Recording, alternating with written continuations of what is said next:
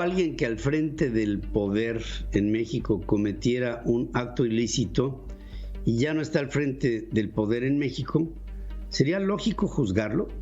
Bueno, no es un tema de lógica o de no lógica. Para esto hay leyes y las leyes prevén que aquel que delinque debe de ser juzgado. No creo que se necesite una consulta.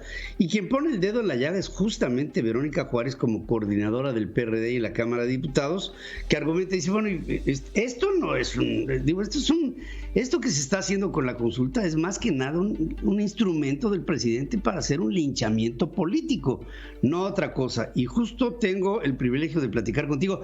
Verónica Juárez, ¿cómo estás? Te saludo esta mañana, buenos días. Buenos días, con el gusto de saludarte, Pedro, y saludar a todo tu auditorio. Y dices bien, el asunto que tiene que ver con si se sanciona o no a un expresidente tiene que ver con el Estado de Derecho y tiene que ver precisamente con el cumplimiento de la ley. Y lo que ahora estamos viendo, en nuestra opinión, pues no deja de ser un fraude a la ciudadanía, no deja de ser finalmente un linchamiento político que sin duda ya es un asunto de beneficio electoral. Se está usando con estos fines porque actualmente si el presidente quisiera, se podría, sin consulta alguna, se podría ya sancionarlos presentando todas las pruebas necesarias y a partir de eso que la propia Fiscalía pudiera abrir una carpeta de investigación y con esto finalmente el poder llevar a cabo la investigación correspondiente. A mí me parece que es un fraude porque ya con esto se está violando, por cierto, el debido proceso, ya que en una plaza pública se está diciendo si los expresidentes son culpables o no. Y de antemano, sin alguna garantía, iniciar un procedimiento judicial en estos términos violaría ya el principio de presunción de inocencia e invalida cualquier acción jurídica posterior.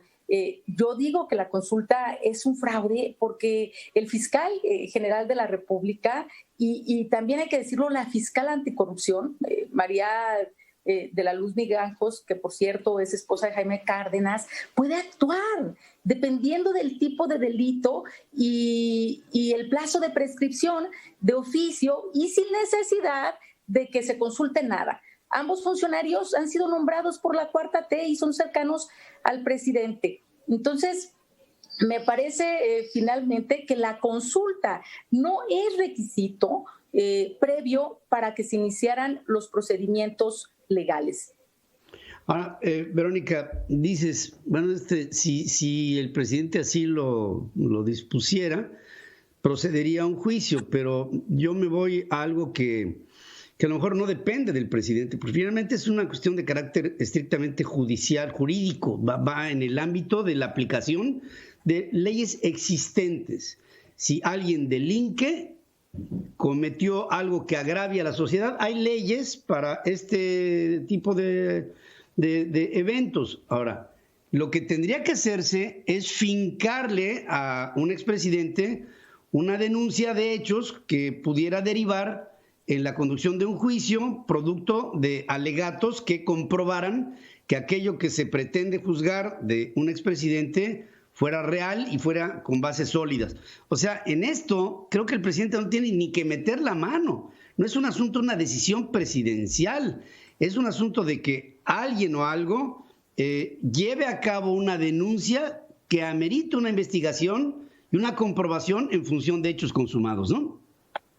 Así es, por eso es de que insisto en que la Fiscalía General de la República y la Fiscalía Anticorrupción podrían iniciar estas carpetas, pero se deben de iniciar precisamente a partir de pruebas. El presidente ha venido insistiendo, sobre todo en su carta que presenta al Senado, que en los últimos 30 años se han cometido una serie de delitos, de atrocidades y demás, pues me parece que quien tiene las pruebas tendría precisamente que presentar estas denuncias. Y no ha sido así, sino que solo se comenta, se dice, inclusive el presidente dice que si a él le preguntaran, él opinaría que no, y pues me parece finalmente que esto no deja de ser una farsa que está siendo utilizada, como te decía, electoralmente, porque se lincha políticamente sin, Claro. sin ninguna prueba en específico para que precisamente las autoridades correspondientes pudieran actuar de manera inmediata. Como tú decías en un principio y en la pregunta que lanzabas a todo el auditorio, si un presidente puede ser sancionado o no. Cuando está en el encargo hay ciertos requisitos que se deberían de cumplir en ese sentido. Están especificados en el artículo 108 constitucional, cuando se dice que pueden ser sancionados por traición a la patria. Recientemente en la Cámara de Diputados hicieron algunas modificaciones para que fueran también por delitos electorales y otros delitos graves. Ahora está en el Senado de la República, pero aún así el que acreditando que se cumple con estos requisitos todavía pasaría a la Cámara de Diputados para que fuera aprobado por las 2/3 partes. Esto es cuando está en el encargo, y después de eso puede ser sancionado como cualquier ciudadano o ciudadana. Pero mira, lo que se tiene que hacer además es precisamente el tipificar los delitos que el presidente está mencionando en su propia carta. Y si eso no ocurre, pues no podrán ser sancionados. Entonces, a mí lo que me parece es que se está utilizando finalmente esta acción, el preguntar a la ciudadanía si se va a sancionar o no a los expresidentes. Me parece que lo que debería de estarse haciendo es abrir carpetas de investigación. Sí. Un punto que menciona en la carta del presidente, se menciona de una serie de acciones que se hicieron en contra de las mexicanas y los mexicanos, por ejemplo, cuando Carlos Salinas de Gortari fue presidente. Y se menciona además ahí del fraude electoral que existió. A mí me parece, en verdad, me da risa cuando vemos que uno de los artífices precisamente del fraude electoral, como lo menciona en su carta, pues es Manuel Baltre, que finalmente es un insigne funcionario de la Cuarta Transformación. Muchas contradicciones vemos en esta carta, mucho rencor, y me parece aquí que lo que debiera de estar haciendo un presidente es cumplir el Estado de Derecho, cumplir la ley, utilizar las instituciones finalmente para lo que han sido construidas. Y en ese sentido veo a un presidente lejano a ella, quien solamente lincha todos los días a quien el presidente determina, sobre todo aquellos que no están de acuerdo con él. Ahora, fíjate, Verónica, has dicho la clave. Si hay un presidente que no respeta el Estado de Derecho, que no respeta a los principios legales de la Constitución, que no respeta a la potestad de las instituciones que marcan una república, pues entonces está violando a la Constitución. Y si está violando a la Constitución, entonces, pues yo lo interpreto, ¿está traicionando a la patria o no?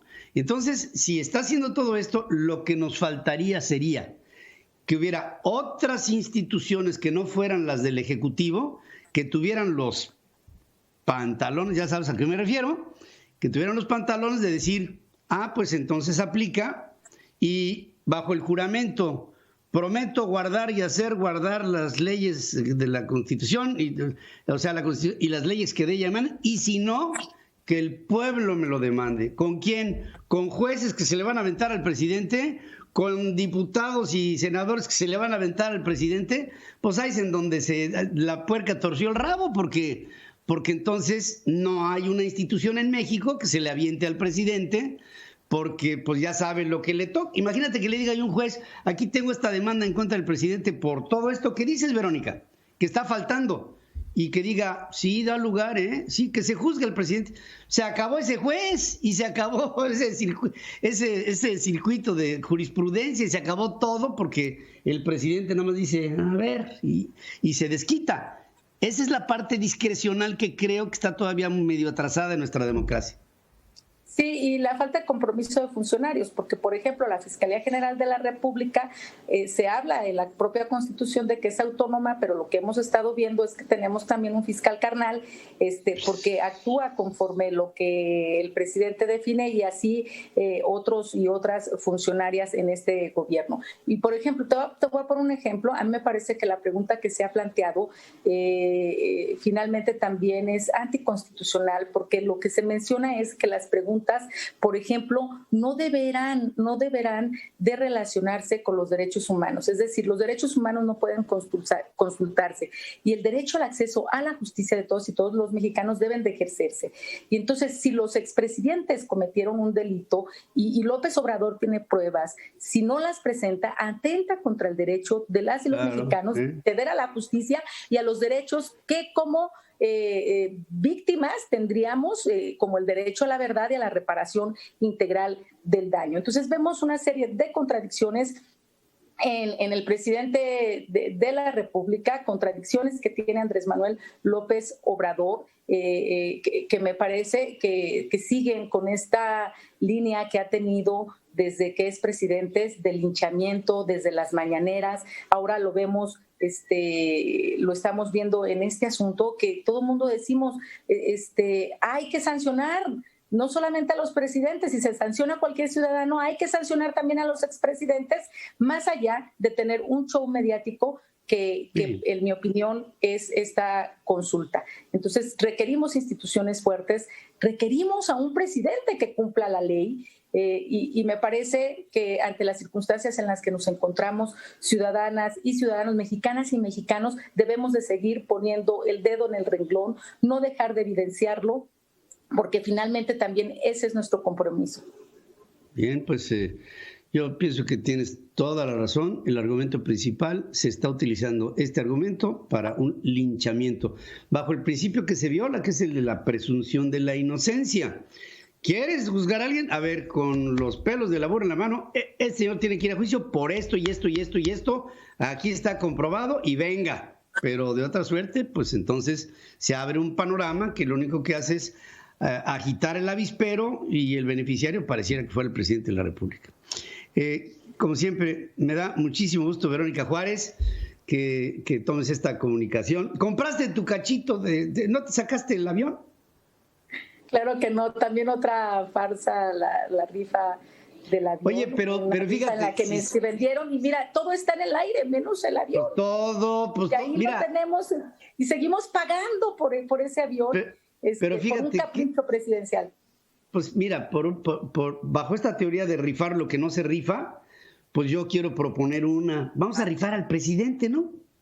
Vamos a rifarlo. Rifamos al presidente, vendemos los cachillos, habrá mucha gente que se lo quiera quedar y al final repartimos lana de la que los burócratas aporten y pues el presidente pues no será rifado, nada más es el puro argumento, así como el avión. Querida Verónica. Déjame decirte rápidamente en este punto que nosotros hemos presentado en la Cámara de Diputados un punto de acuerdo para que se haga una auditoría a la rifa, porque me parece que hubo violaciones también a la ley. ¿Cómo es posible que recursos destinados para el INSABI hubieran sido destinados para comprar cachitos cuando es un dinero público que no debe de utilizarse para este tipo de... Entonces, me parece que hay muchas contradicciones en la cuarta transformación y que el presidente las encabeza. Verónica Juárez, por tu valor, síguele ahí y gracias por tomar esta comunicación. Un abrazo y un saludo para ti y para toda tu audiencia, como siempre, y gracias por la oportunidad de conversar en este espacio. Gracias, querida Verónica, gracias y buenos días. Vamos a hacer un breve... Es que no tiene... pero no sé si tenga abuela o no el presidente, yo creo que no, ya por edad, ya no tiene abuela, pero oye, decir que la rifa del avión fue todo un éxito, me cae que sí está, pero... ¿Sabes qué? Se perdió con el ejercicio, se perdió lana con el ejercicio. Y aparte de todo, como decía Monterroso, y el desperté y el dinosaurio estaba ahí. O sea, ya se rifó el avión, sí. ¿Y el avión? ¿Dónde está el avión?